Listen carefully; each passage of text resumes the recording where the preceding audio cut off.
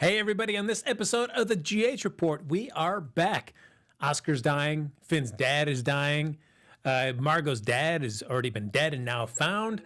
Peter's walking around in an elevator with his shirt off. What a time it has been on Port Charles and General Hospital. We're going to break it all down next. You're tuned in to AfterBuzz TV, the ESPN of TV talk. Now, let the buzz begin.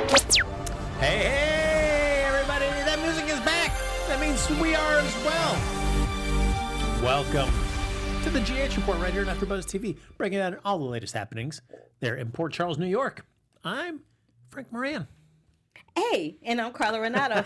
Thank you. We're back.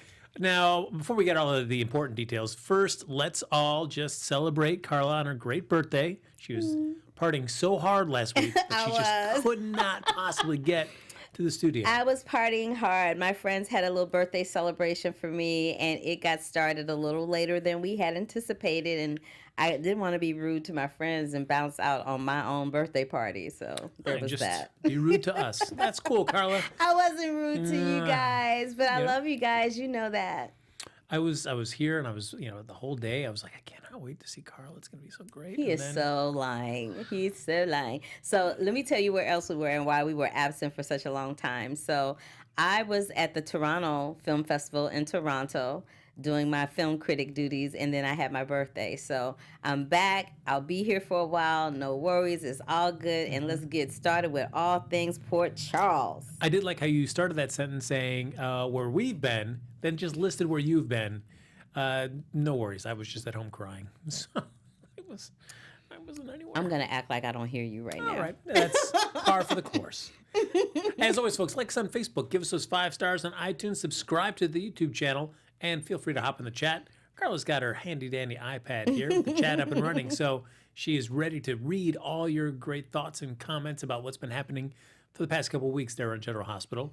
And I say let's jump into probably the one that I think is has the potential to be a really cool story, kind of reminiscent of Stone, but for a modern day and age there. And that is Oscar finding out that he has, as of right now, an inoperable brain tumor, and he is dying.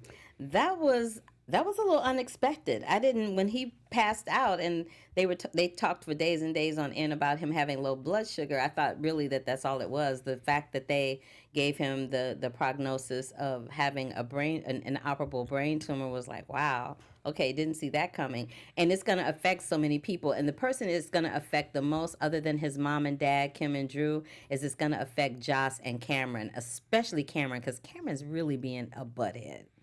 That is true. I did tie this in kind of like with the Stone storyline with Robin and Stone. So certainly, different circumstances, but the idea of having a young person kind of taken way too soon when they had so much potential life left to live due to an illness. For that it was for Stone it was AIDS, for Oscar this brain tumor. Cancer, yeah. But I would like to see if General Hospital really just dive deep. I mean, it would be a sad story, but it could be a really well-told one. I think they are going to dive deep, and I think they're going to tell it well, because they have proven time and time again that's something that General Hospital does really well, I think. When they take an issue like that, they go full throttle with it, and they flesh it out for all it's worth. Look at the storyline that's happening, the Alzheimer's storyline. They're doing an excellent job with that, so I don't doubt for 1 second that they would not do just as well of an exemplary job with Oscar's brain condition. No, that's true, but you could also see it like we've been telling you so long it's inoperable, and then at the last second there's this radical procedure that is, has a low percentage for success, but we can try it. Their fans would be like, what the hell? I actually have a friend that passed from brain cancer, and once cancer cells spread to your brain, there's no coming back from that. There just isn't. And she, from the diagnosis to the day she passed away, it was very rapid. So, wow. I mean, if they do that, it'll be for the sake of television, because that's not real life at all. Well, the big thing with this is that Oscar, as of right now, doesn't know that he's dying. Kim has made the decision when she found out about his diagnosis to keep that it a secret, yeah. Because she did not want him living his life with knowing that his death was looming large in his life, rather than just be able to live his life as a teenager. Right. without any worries. Somebody in the chat room mentioned, they said to remember BJ as well. And then there was Sam. Danny has leukemia. I think leukemia is what Danny has. Yeah, but I mean that's in remission. I mean, and BJ a little bit different because I mean that was just a sudden tragedy, and she was just taken right off, and then of course gave Maxie her heart. Yeah. So that's why I felt like Stone is probably the most in comparison because it's I think that the length of this will be much shorter than Stone's was, but it's Yeah. the idea that you see somebody that how they're coping, knowing that their death is kind of forthcoming. Absolutely. Absolutely. But Kim has made the decision that, hey, you know what, I'm not going to tell Oscar. And she probably would not tell him until it became absolutely necessary. But at least talking with Drew, they came up with a compromise. We'll tell him after his birthday. Right. Which, you know, as soon as you tell a benchmark about like, we'll tell him after at this point, you just know that it's ready for that to come out. And footnote to that, whenever there is a secret, quote unquote, on the soap, it's not going to be a secret for very long. Look how long it took for us to find out that Peter was Anna's son. You know what I mean? Secrets on soap operas don't stay secrets for very long. So it was no surprise that by the end of the week, it was discovered that all these, and it was amazing to me how many people were getting the news. I'm Yep. like, can anybody keep their mouth shut in Port Charles? Like, really?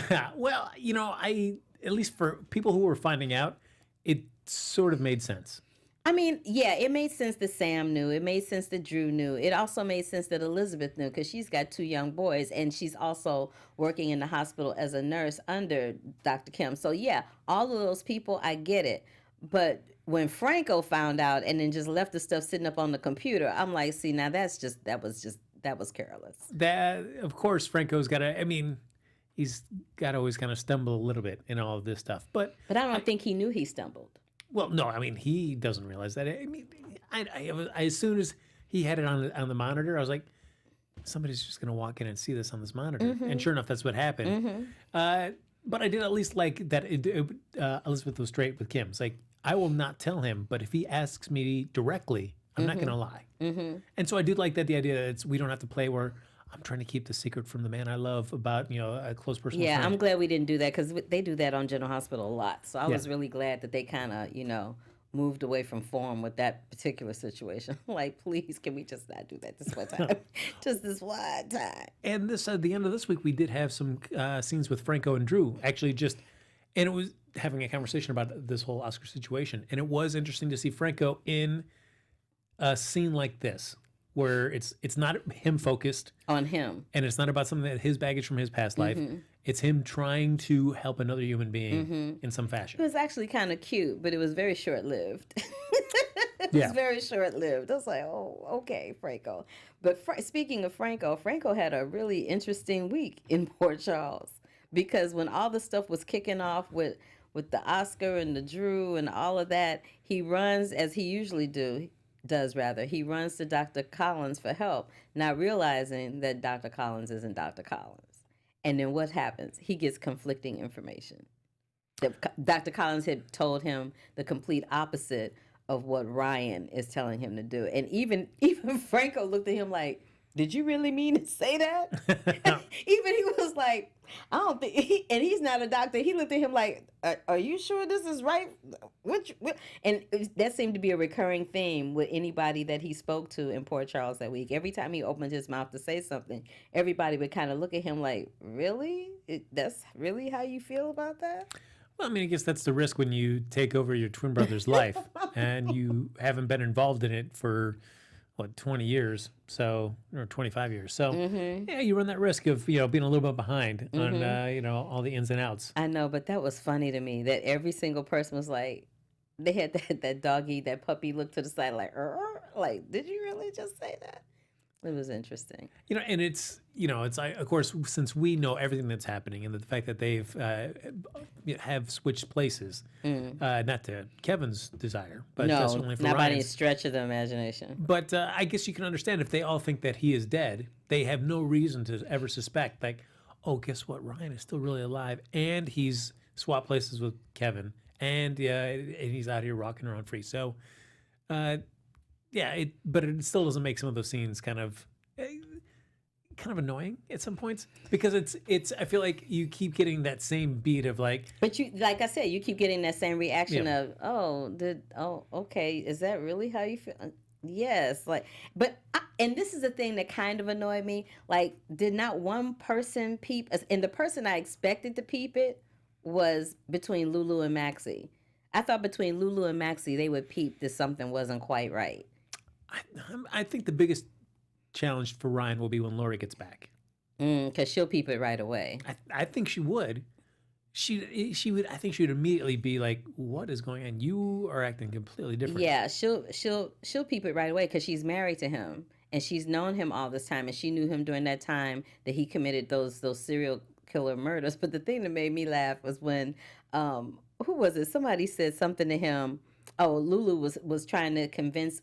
She went to him to plead her case thinking she was speaking to Kevin, and she goes, I think it's really important that I do this story, which makes me laugh because a few weeks ago she was swearing up and down to Maxie that she wasn't going to do the story and she was just giving them the heads up that the story was going to be done. I'm like, so what happened in the interim? That happened and then this happened. So then she's like, I think it's important for this story to be told. And then she says, because Ryan is like a Port Charles legend. Really? Is a serial killer really a Port Charles legend? I don't think so. Well, a legend, but not necessarily in the great way. But the way she said it was like, he's a Port Charles legend. I'm like, oh no, Lulu, really? Is that how we're going to justify doing this story? Well, I will say, because there are those scenes between Peter and Lulu where Peter's like, this story is going to happen. And it could be somebody else telling the story, or it could be you. And Lulu pushing back, saying the difference between any other story, any other magazine, any other network coming in is that they're just going to come in here, tell a story, and leave. We actually live here. We're going to have to live with these people. So if we're going to tell a story, then we should do it with as much respect and consideration for everybody involved as possible. Okay, you know what? You're right, because she did say is part of Port Charles history. So we should, pay homage to part of Port Charles history. But I'm like, there's other things in Port Charles history that you could pay homage to other than a serial killer. And I'm just saying. Yeah, like when we turn the city to ice, let's be celebrating that. I was just saying, let's just talk about that. I can't remember. Did we say that not Drew? Did we say that Oscar eventually found out? Well, at the end of this week, it's him and Cameron's like, "You've been lying." I know, he straight up called him like, Cameron's getting on my nerves. I want to punch him in his throat. I really do. If you suspected, just walking through Cameron's actions, he comes in, here's Franco leaving a message for Drew saying, I'm so sorry about Oscar. Walks by, sees the whole, brain cancer for kids website. And then he was like, oh my gosh, Oscar must have brain cancer. That's why, that's why everybody's been kind of concerned about it. Weird about it, yeah. But would you, then your immediate thing to be angry at that person? Right. No, a normal person would have empathy. A normal person would be like, how can I help you through this? But Cameron has proven over the last couple of weeks that he is very selfish and he doesn't care about anybody but Cameron.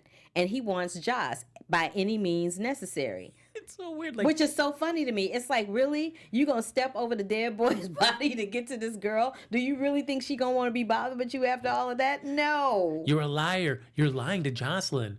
And when we come back next week, she's gonna be standing there and overhear it.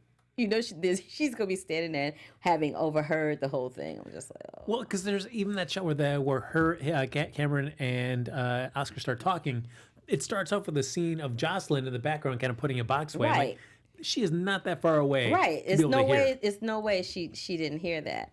But I feel bad for Oscar and Joss. It just seems like they keep getting slammed with adversity at every turn. Like there's always something that's messing with their little young lives, and I feel bad for them for that. Like, can't they just be teenagers and fall in love and have their little spats and do their little teenage thing? I feel bad.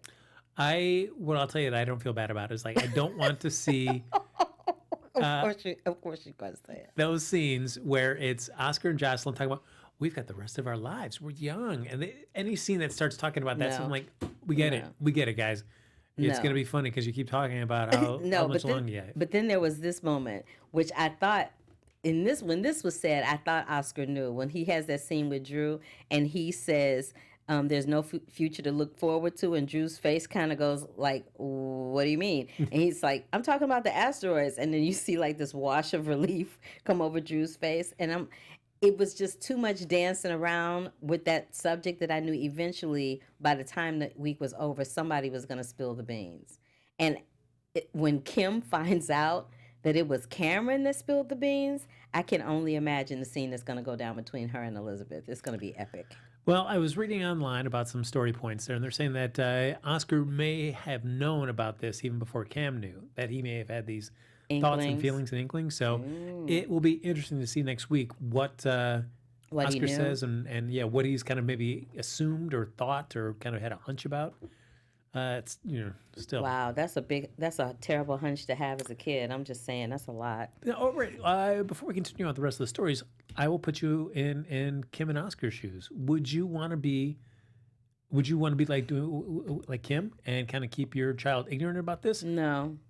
If I were a mom and I had a child that had something that was inoperable, especially a brain tumor or brain cancer, those things are very unpredictable. And like I said earlier, they move very rapidly. So I would want to tell my child as soon as possible, because the reality of the situation is neither one of us really knows how long he or she would have. And I would want to take advantage of every moment that I have and make it as precious and special as possible until the universe takes them on to wherever they need to be in the other section of their life, whatever that is going to end up being. But no, I would definitely pull them to the side and have a conversation with them and tell them and guide them and be with them and support them, because that's a difficult thing for a teenager to go through as it is. Their friends are going to be acting different. Other adults are going to be acting different. The only common staying power that you're going to have should be with your parents. So, yeah, I would tell them. I would think I would want to tell them too, and I think as a teenager, or, as a person, I would want to know that as well, because I think it would certainly affect what you wanted to do with your life. Because certainly you're not going to put focus on a lot of things because you're, without knowing the diagnosis, you're assuming, I've got plenty of time to get to this and this and this. Take them out of school, let them travel. Like he mentioned that he wanted to do that hike with Drew up that mountain. Let him take time out of school and go hiking with Drew. Let him do all the things. Let him have a bucket list. Let him do all the things that he ever dreamed about doing in his lifetime. Let him have that experience before he can't remember what an experience is, Yeah. That's what I say about that. Oh, well, look at that. That's been a moment with Carla. I think that'll be an ongoing part of the show now. A moment with Carla. A moment with Carla. So we talked, in terms of the Ryan story, we did mention Peter August. We did have several scenes where we get Peter and Maxie trapped in an elevator. And Peter freaking out, and the shirt him coming with that off. PTSD. Yeah. But I loved when Maxie said his abs had abs. That made me holler out loud. I live for her lines because her lines are hilarious. They give her the best comedic stuff to say, and she says it with such conviction and with such normalcy and seriousness that you know it's a joke when you hear it. But man, I live for when she makes a joke because it is everything. When she was like, his abs have abs. I'm like, really? Is that what you're thinking about while you're in the elevator with him with no shirt on? I guess so, because his abs were kind of staring her in the face. Yeah. So there's that. And they certainly have not been subtle now about that. There is definitely at least an interest from both sides about this, because they will keep mentioning. Yeah, Lulu kept saying, "Oh, he talks about you all the time," and she's like, "Really? He's talking about me? What'd he say?" I'm like. One thing that I did like about that, though, is during the course of the week, we also had Robin come back into town to visit, because she wanted to meet Peter as well and kind of see that. And admittedly, I was underwhelmed with that scene. I wanted it. It was more. Quick. It was quick and it was a little too. Yeah, I agree with you. That was a little too fast. I really would have loved to seen a little more conversation and interaction with them. But at the same time, we know when Robin hits Port Charles that she got to hit it and quit it and try to see everybody at one time. So she got her mom and dad by mistake at the same time. She got Finn by mistake. She got Jason. She got Peter. So she kind of hit all the bases, and I think it ended with her and Jason going to dinner, right? So she kind of hit it with everybody. But I love the fact that Jason is the one person still that keeps her grounded. because when she expressed the fact that he's still the only person that she can really talk to, and she expressed her discontent with the whole situation with Peter and her mom and how she was feeling about that, and he broke it down and he was like, look, you have to give her some credit. That was a very hard burden to carry around, and it's one that she's still trying to overcome. You got to give her a minute. Like, put yourself in her shoes. And she was like, where were you when I attacked her? She's like, where were you when I was talking bad about her and I was being all nasty and mean? So that is a friendship that I really enjoy, and I'm so glad that, I mean, certainly Kimberly McCauley is not on the show as much as I think everybody would like, but that when they are on, they do make time to really kind of show how strong that bond is between her family, yeah. between her and I love when she Jason. comes there, and her hair looked fabulous. It was all shiny and fierce. I'm like, go ahead, Kimberly McCullough, with your fierce hair. Yeah, I mean, the Robin and Jason friendship relationship and friendship have always been great, and so it's been nice to see that the show really wants to always address that anytime they get a chance to put those two together. Yeah, it was great. I really enjoyed that, and real quick, I wanted to address the conversation that she had with Anna, where she actually asked her, now that she's calmed down from the shock of being told that news, she actually sat down and asked her mom, what did that feel like for you when you found out that Peter was your son? Like, what was that like? I'm really glad that they had her ask that question and they didn't leave it lurking in the air somewhere for us to wonder how she felt about Anna having Peter as a son. Anna straight up told her. I really enjoyed that. Yeah, and what I also like too is that Robin kind of facilitated that conversation between Maxie and Anna. Mm-hmm. I mean, I feel like I often forget, like, oh yeah, Anna is her godmother, and because they're family. They rarely do scenes together, so it was nice to have them have a good conversation about this. Yeah, but when they do, it's very heartfelt and it's very touching. Remember when Nathan died and Anna came up to hug Maxie, and there was that moment that they shared, that really genuine moment that they shared. That was great. Finola Hughes as Anna, I just love her in that role. I hate it when they made her a little whiny for a minute. That kind of got on my nerves. Yeah. But I really, really love watching her on General Hospital. She's so good. It's have you been satisfied now that she's back in town now? Mm-hmm. And how much or how little you've seen of her trying to kind of reconnect in some fashion with Peter? No, there was that one scene that they had together where they discussed it, and he pretty much said that he wanted nothing to do with her, and she pretty much said, well, I'll always be your mother, and know that if you're here, if you need me, I'm here, and that was it. I don't expect them to have more conversation unless some tragedy goes down where he actually needs her or she needs him. So I'm not surprised by them not having a whole lot of connection or interaction. In real life, that would be normal, that it would take time for that to facilitate in another direction. I have a feeling it's not a matter of if, but just when. Yeah, absolutely. Something comes up where Peter needs her help, and then that will kind of, break down some of the walls. Absolutely. Yeah. I totally agree with that. Peter, Mama, I need you. Oh, wait, and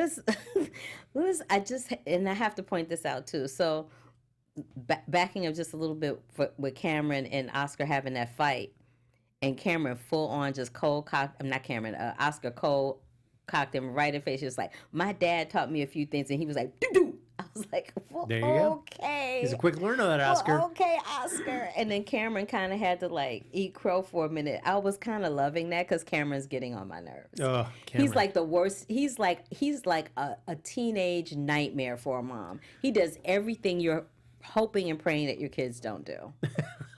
But you know what we hope and pray that everybody does? What is that, Frank Moran? Well, you know what? We're praying that all our AfterBuzzers will go and check out all the other great quality content that we produce here at AfterBuzz TV. Because you know what? We produce after shows for nearly all your favorite TV shows. Yes, we do. Dramas, reality TV, sci-fi, and more. There's no network that works harder to satisfy and serve you, our TV fans. Yep. But we need your help. So we're asking that you subscribe to one or more of our YouTube channels. And by subscribing to our channel, YouTube will suggest other content that's tailor-made for you, and you'll have AfterBuzz continue to grow. How nice is that? And if you're worried about those pesky notifications, don't worry, because they are optional. So hit that subscribe button now, And so you for this channel, and check out all the other great channels and content that we have here on YouTube as well. And let us know you did so in the comments. And you know what? The one, the only, the Curvy Critic herself will come out with a great personalized shout out for you. It's going to just, bring a tear to your eye and a lump to your throat. It's going to be so profound and so touching. So until You then, did not say a tear to your eye and a lump to your throat. that's right. There you go. Thanks for being the best fans around and for making us the ESPN of TV Talk. All right. Well done, Frank Moran. Oh As my always, gosh. I live for this moment of the show. That gives me great joy to watch you do that. It really does, because you're really good at it. Gosh. Carla, let's go on and tell me more. No, yeah, you're great at that. I would suck, so that's why you do it. I'd be stumbling over words and all kinds of stuff just because I would be nervous. Like, see, I would be nervous. So. She's a professional, folks. Stop. Stupid. Stupid. One last thing about the Ryan thing before we jump onto the vast other storylines that we have is there was that awkward moment at the end of one episode where Lucy shows up at the hospital to meet Ryan for dinner. And then the next episode, it's their meeting in the Metro Court, and it's like they're meeting again for the first time there. Yeah, that was weird. I'm glad you brought that up, because I was confused. I'm like, didn't she just show up at the hospital? And he was like, oh, I'm glad you could make it. And then we heard him on the phone invite her to dinner. So then when they showed up in the Metro Court, it was like, didn't y'all just have this conversation? Yes. I was like, didn't this conversation already happen? Why y'all acting like this the first time y'all running into each other? It was weird. It was very odd. It was one of those that made me think like, oh, they shot that first and then realized like, oh, we're running short on the earlier episode. Maybe we just shoot something real quick. It was very odd. I think that was odd. Yeah. That was a mishap on their part, I think. And what I do like about Ryan is that, I'd like to talk to Felicia alone. I'd like to talk to her alone. Ryan is creeping me out. Yeah, there you go. He is creeping me. John Lindstrom I see an Emmy coming his way, but he's creeping me out. He's creeping me out. That look on his face, and he's got that. This is the thing that I love about how he's playing Ryan. He's got that eerily calm, cool, and collected vibe that you see in movies when somebody's playing a serial killer. Like, they're always very, like, nothing ruffles their feathers, which is really interesting, because once there was that moment in the Metro Court with Lulu and Lucy, where they were like they were taking a trip down memory lane, so to speak, and he was like, okay, no more trips down memory lane. Like, he shut it down, and she looked at him like that. Like, every once in a while he kind of loses his cool, and so I'm interested to see what's going to be the one moment that's going to make him go full tilt, because we're starting to see glimpses of him not being cool, calm, and collected Kevin Collins, and that side of Ryan jumping out, Mm-hmm. And, I mean, since it'd be interesting when to see him and Felicia in a room together. Oh, my God, I'm so not looking forward to that. That's going to be horrible. Well, and I feel like it will be interesting to see what makes people even think that the possibility that this could really be Ryan, because she's going to know right away. But if you think he's dead, would that be the first thing that would come to your mind? She's going to know right away, because he's going to say something. There's going to be something in his mannerisms or something that he says or a way that he moves that's going to tip her off, and she's going to see it right away, just like she did the last time. Can't wait. Her recognizing him in the car is what saved her the last time. I don't know what's going to save her this time. Mac. Let's hope so. Let's hope they bring Mac back. Come on, baby. Let's bring Mac back. That's right. Let's bring Mac back. He's going to get just like, hey, let's go to the floating rib and have some ribs, talk it all out. Not the floating rib and have some ribs. She was so wrong. Well, if you're not going to go to floating rib, you're going to go to Charlie's. And speaking of Charlie's, yes, a lot of great stuff happening. We had the Mike realizing, hey, I got to help my son, and I'm going to blow up this place so they can't ever find the body. To Christina doing the terrible deed of going back to get the wrench so that he wouldn't get in trouble and gets tripping. trapped. Yeah, trips and hits her head and is on the floor, and Mike is freaking out, going, I gotta go back and get her. And Julian's watching all of this, going, what the hell is going on? Why is everybody freaking out? Which was funny to me that Julian was the one person that was calm during all that. He was the one person that wasn't freaking out. I'm like, it's your establishment that's catching on fire. How come you ain't a little bit more upset than you are? And all in all, it didn't result in that much, except enough to kind of ruffle the foundation so they could find that body. Exactly. But I have to admit, I've not been the hugest fan of Julian ever since what they did with him and Alexis. I was just never like, why are we supposed to care about this guy? But I did They're like redeeming him, though. I feel like they're Yeah. redeeming him a little bit. a little bit. But because what I liked how he handled this is that he didn't think of it as like, oh, here's something I can use to stick it to Sonny and get him arrested and get all this power. Because he know that's gonna flip back on him too in some way. So he went to Sonny and was like, look at here. Yeah. Let me warn you about something that's going on before stuff gets a little sticky. Yeah, and what I liked is he's just like, hey, you know what? I think I'm done serving your coffee, and that was enough for him. He's like, boom, I'm done serving your coffee. I don't need you in my life about this, and let's just move on. So I was like, all right, Julian, I respect that. As much as you have Ava kind of going around like, what's going on? Oh my God, here? Ava. Let's just talk about the fact that both Ava and Julian got very little screen time in the last couple of weeks. We've seen very little of them, which is a really good thing. But Ava's talking about, she says, she asked him what's going on, and she's like, it's not like, she says, you're acting like the bones are like truffles that are just found in the earth. I'm like, that made me laugh out loud. I'm like, why are you comparing like dead body bones to truffles? That made me laugh out loud. I was like, okay, Ava, you doing the most right now. I can't even with you. And she doesn't believe that Julian doesn't know anything about this body that they found. After Chase walks in and said, because she's like, why is there still tape up there? And then Chase walks in right on cue and says, oh, it's an active murder scene or a crime scene because there's a body found in the basement. Hey, but you had enough going on in your own life. What are you worried about what's happening in your brothers? Just relax. It has nothing to do with you. You know, so he says that, and then that happens, and then that starts to escalate and go into other things, which D.A. Dawson, Miss Margot Dawson comes into play, and then we've got the new Jordan now. Not sure how I feel about her. Yeah. And I think it's only in no shade or disrespect to the young lady that's taken over the part. I think I got so used to the other young lady playing Jordan that it's just going to take me a minute to get used to her and feel her vibe out and see what she's bringing to the character. So I'm going to sit back and reserve my comment for her until I see what she's bringing to the character. But I really enjoyed Vanessa Antoine, and she is missed. Very much so. It will be interesting to see when the new actress has a scene with Curtis. That's what I'm really That's to see. when we'll know. Yeah. Because right now they just paired her up with D.A. Dawson, and she's running in and out of the house, and I'm just like, let's see what's gonna happen a little later on. Yeah. I'm glad they gave Stella and everybody a break this week too, because Stella was about to go in. But yeah, so. And then we find out some really interesting. You know, I always knew something was shady about her the minute she showed up, and I quite never knew what it was. And then we find out the reason she's so dogmatic about the Corinthos clan, Jason included, is because of her dad. We do find out that body that's buried underneath Charlie's is her father. And that's why she's been so dogmatic, and which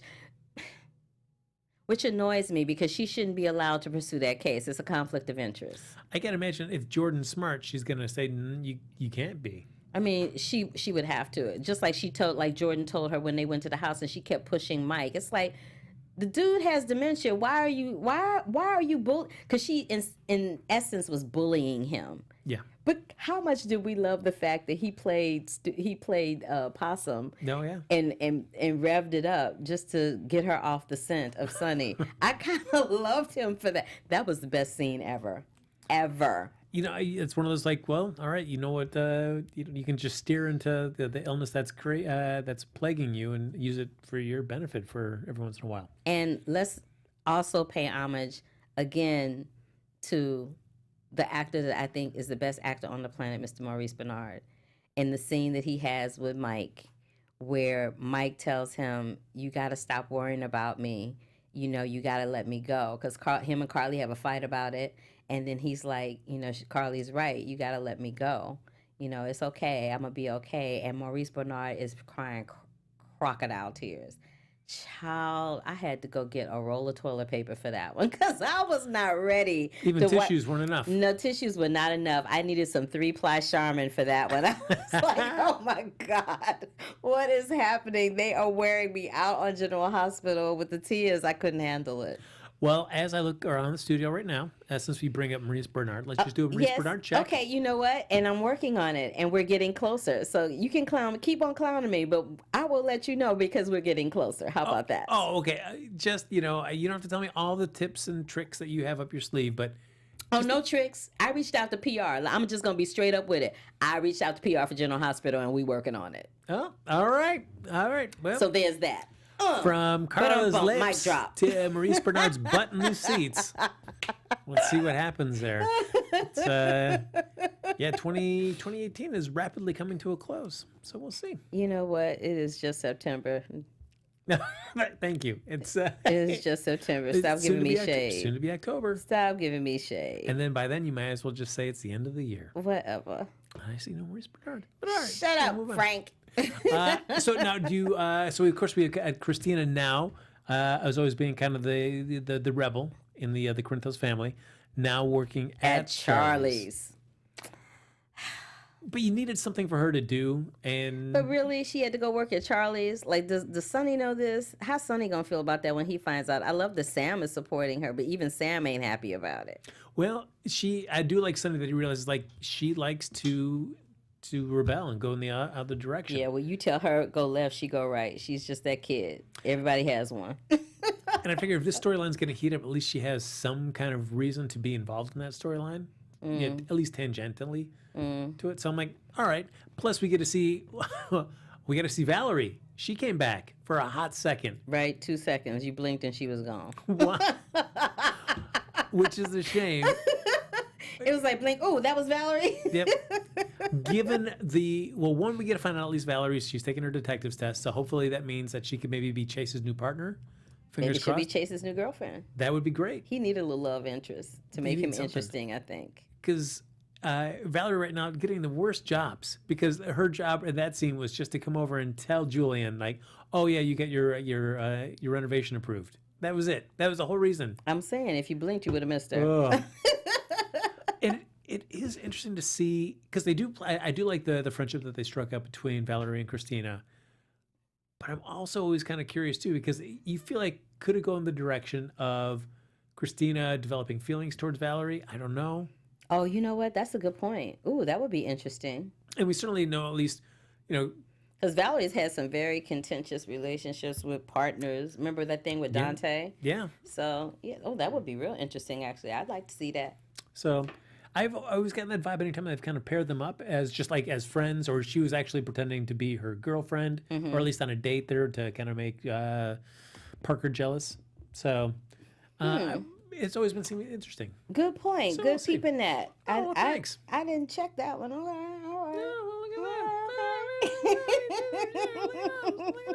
Look at you. Oh, and what? Speaking of Chase and Valerie and all of that, Finn and Chase's dad shows up in Port Charles. Yes.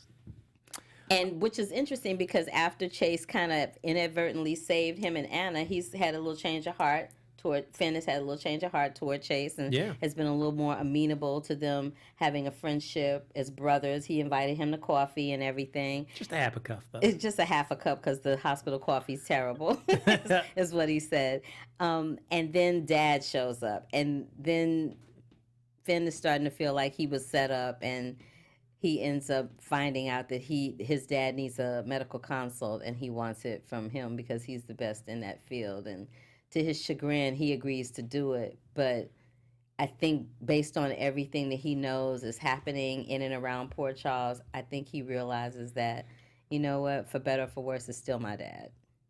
Yeah, I mean, if your dad is coming to you saying, I have an illness and I don't know what it is, and you're the best in the field, I need your help, you'd have to be pretty cold and heartless, no matter what baggage you're carrying towards your father, to say, no, I'm not going to help you. So kudos to him for that. That was good. Yeah, I was not imagining them to write a scene where Finn leaves that not making some kind of effort to at least offer to help his dad. Because, it was kind of built up like, well, just give him some time to think.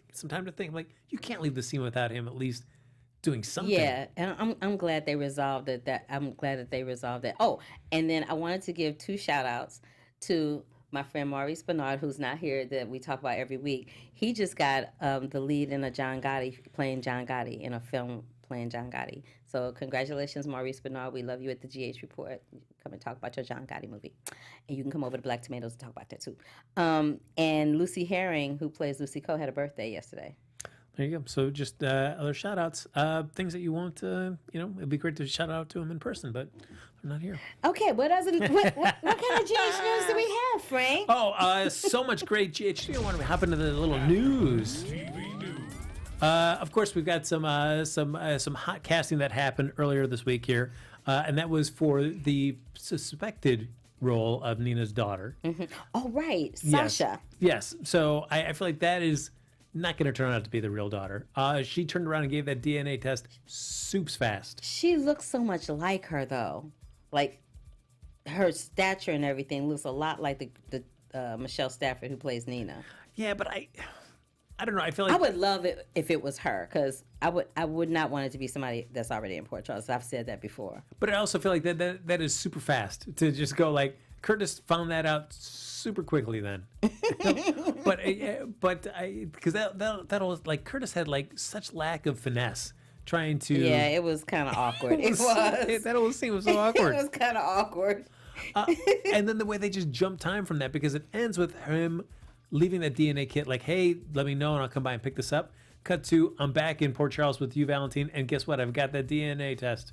Like, huh? It was super fast. Oh, all right. But Sounds you good. know, the DNA test, all you gotta do is spit in a tube. So there's that. There you go. Yes. So she's played by Sofia Mattsson. She's a Swedish actress and model who's making her daytime debut. So she's been on 2.5 Men, Campus Security, and NCIS. So no word on how long she's going to be around. I don't think this is really Nina's daughter, so I don't think it's going to be a very long stint at all. Okay. Yeah. We'll see. I just feel like we would have had some indication if that was. But see, but if it's not, but if what I'm saying is the truth, then GH got us good. We also have a former GH alum. We love him and we miss him, Tyler Christopher, who debuted in the role of Nicholas Cassadine. He's been over at Days of Our Lives as well, but he's taking a little break there as well. And Brendan Barish, who was ex-Johnny Sakara, is going to actually be taking over that role that he's going to for a few months while he takes a little leave of absence from Days. So we've got two GHers there, kind of sharing the same role for a little bit. Okay. Yay. Yeah. Love that. Yeah, absolutely. So I wish it'd be great if he was taking that leave to come over here and just do a little bit of taping as Nicholas Cassadine on GH. We're not going to be so lucky about that. You never know. Stranger things have happened. People in the chat room wanted to know about the Ava. They wanted us to talk about the Ava and Kiki scene. We would love. There's so much more to talk about that because I've got lots of thoughts and opinions on that. But our time is running out. Yeah, we can't do it in 2 minutes, but we can totally hit it next week. So rapid fire, quick hot take on that. AfterBuzz TV. I'm so tired of them right now. I'm just Ava and Kiki. I could take them or leave them right now.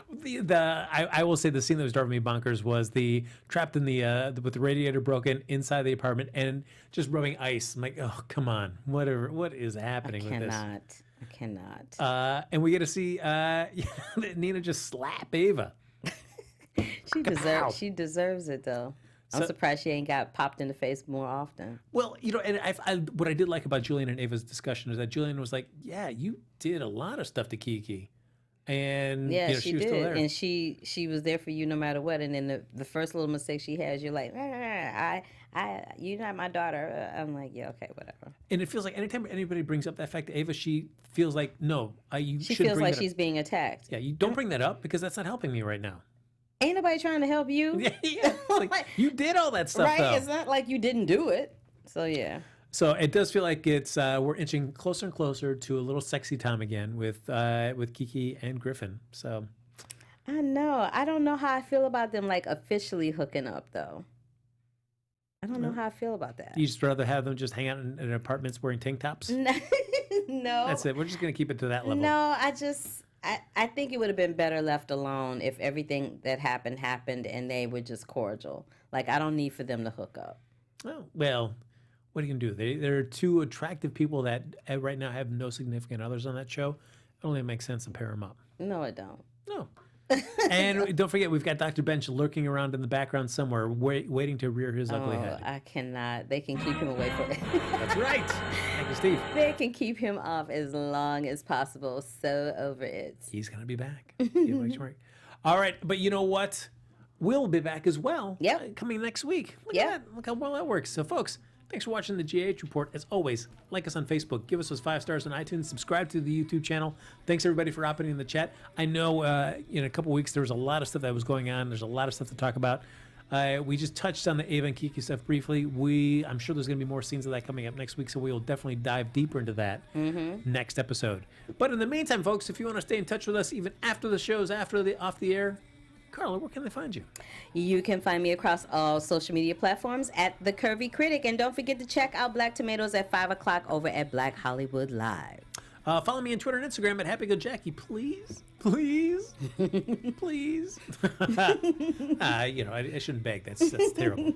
Ladies and gentlemen, thanks for joining us for the GH Report. We're excited to be back. We're excited to do the show again with you. You make it so much more fun when you're here, and we get to talk about the thing that we love the most, which is General Hospital. And we'll do that again next Sunday night right here on AfterBuzz TV. Till then, have fun. Bye.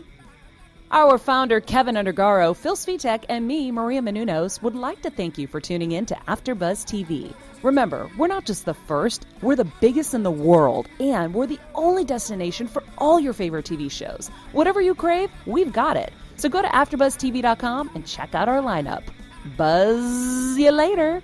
The views expressed herein are those of the hosts only and do not necessarily reflect the views of AfterBuzz TV or its owners or principals.